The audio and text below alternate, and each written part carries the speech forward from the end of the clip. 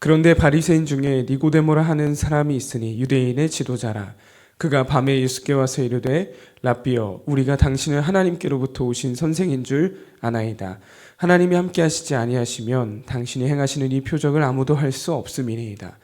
예수께서 대답하여 이르시되 진실로 진실로 내게 이르노니 사람이 거듭나지 아니하면 하나님의 나라를 볼 수 없느니라. 아멘. 우리 지난 시간에는 우리 모두가 제자로 부름을 받았다라는 말씀 함께 나눴습니다. 하나님의 자녀로서 하나님의 부르심을 입은 우리 모두는 하나님이 태초부터 우리를 선택하시고 우리 향해 계획하셔서 하나님의 아들을 닮아가는 자들로 우리를 부르셨다라고 했어요. 그래서 우리는 조금 덜 믿어도 되는 그리스도인, 더 열심히 믿어야 되는 그리스도인, 이렇게 부름받지 않았고 우리 모두가 예수님을 따르는 제자로서 부름을 받았다라고 함께 나눴습니다. 자, 오늘부터는요, 그러한 제자인 우리에게 어떤 모습이 필요하고 어떤 모습이 나타나야 되는지를 말씀을 통해 함께 살펴보고자 합니다. 오늘 첫 번째 시간에는 니고데모라는 인물을 통해서 함께 살펴보려고 하는데요. 니고데모는 요한복음에 총 3번이 등장합니다. 이 세 장면이 등장하는데 이 세 장면을 통해서 우리에게 필요한 제자로서의 모습 무엇인지 함께 살펴보겠습니다. 자, 먼저는 니고데모가 어떤 사람이었다고 표현하냐면 산헤드린 공회의 회원이었다라고 요한복음 3장에서 요한복음 이 3장과 그 뒤에 나온 7장에서 확인해 볼 수 있는데요. 당시 산헤드린이라는 곳은 유대 지역의 최고의 이 법정이었어요. 유대인들의 종교적인 문제들을 다룰 수 있었고 사법권, 치리할 수 있는, 무엇을 심판할 수 있는 권한이 이들에게 있었습니다. 유대 민족들에게 당시 이 산헤드린 공회에 속할 수 있는 사람은 72명밖에 되지 않았어요. 그러니까 굉장히 소수의 집단이고 엘리트들이었고 사람들에게 존경받는 그런 지도자 그룹이었다는 거죠. 자, 그런 지도자였던 니고데모가요, 예수님을 찾아옵니다. 자, 근데 예수님을 찾아왔는데 언제 찾아왔다라고 표현하냐면 오늘 본문 2절을 보니까 그가 밤에 예수께 와서 이르되 라고 해요. 성경이 이것을 콕 집어서 말해줍니다. 자, 당시 산헤드린 공회의 회원이라고 한다면 그 회원이 예수님을 만나러 간다, 갈릴리 출신, 목수 출신의 한 사람을 만나러 간다라고 한다면 그냥 그곳을 지나가도 사람들이 다 길을 터줬을 거예요. 그 정도의 위치에 있던 게 바로 니고데모였습니다. 그런데 언제 찾아왔대요? 밤에 찾아왔대요. 자, 그 자체가 이유가 있었기 때문이겠죠. 가장 먼저는 사람들이 다니지 않는 시간이었기 때문에 사람들의 눈에 이 니고데모가 띄지 않았을 거고요. 그 안에는 여러 가지가 있었을 것 같아요.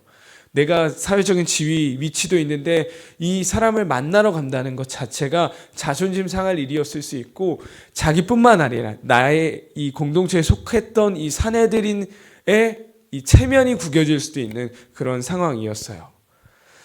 니고데모가 예수님께 나아왔다는 것 자체가 놀라운 일이었기 때문에 그는 밤에 찾아갔을 거라고 우리는 추측해 볼 수 있습니다. 현재 지금 자신에게 주어졌던 이 위치, 그리고 나에게 있는 이 지위들을 하나도 포기하지 않고 이건 내 위치와 내 자리는 그대로 가지고 있고 예수님에 대한 어떤 궁금증 그리고 갈망함은 또 그것은 그것대로 취하고 싶어 했던 니고데모의 두 마음이 여기에 담겨 있는 거죠.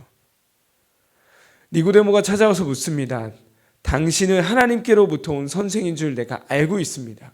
하나님이 당신과 함께 하시지 않으면 당신이 행했던 이 모든 일이 불가능했을 겁니다.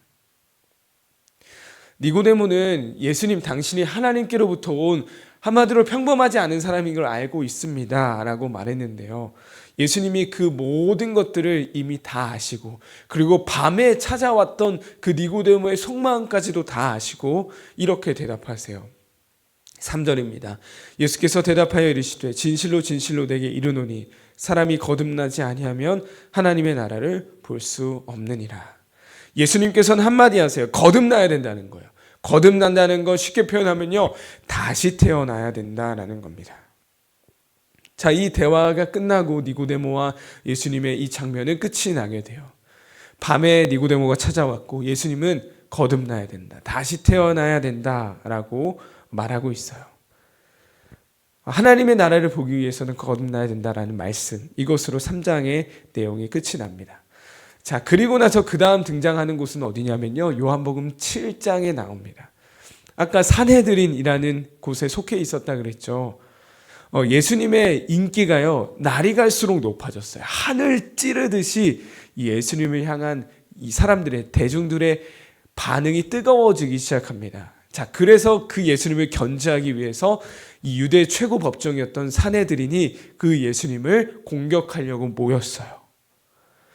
예수님을 거짓된 선지자로 고소하고 고발하고 뭔가 죄가 있으면 끄집어 내리려고 했던 게 당시 산헤드린 이 사람들이었습니다.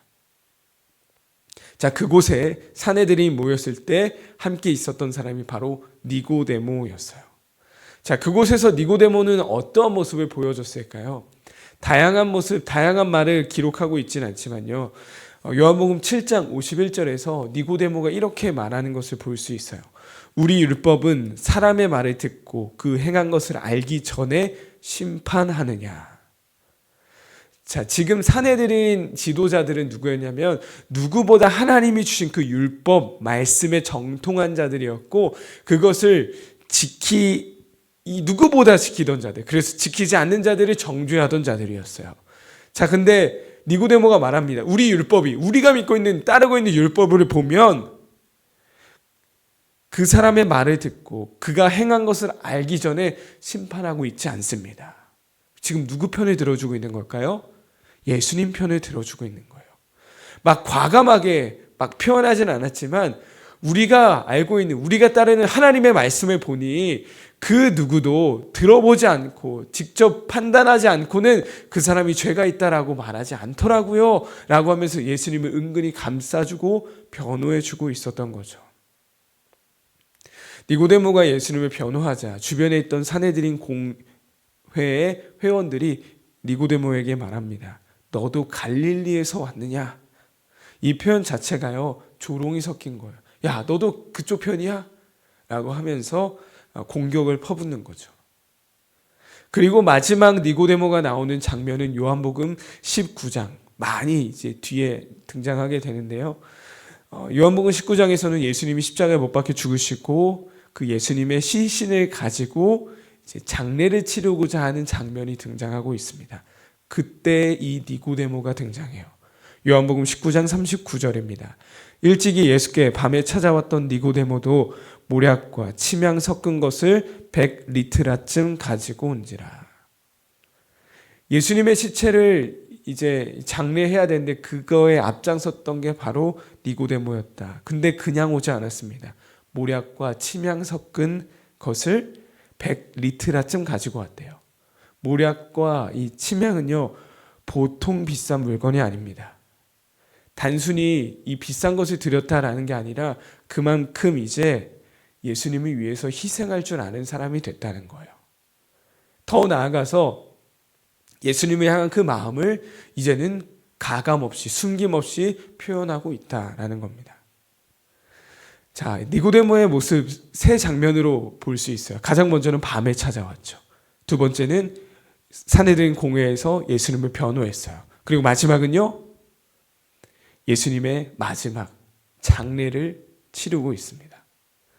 처음에 왔을 때는 내가 그래도 산헤드린의 한 회원인데, 유대인의 지도자인데, 나의 지위와 체면이 있는데 그 마음과 함께 예수님의 어떤 특별함을 알고자 하는 그 두 마음을 가지고 찾아왔습니다.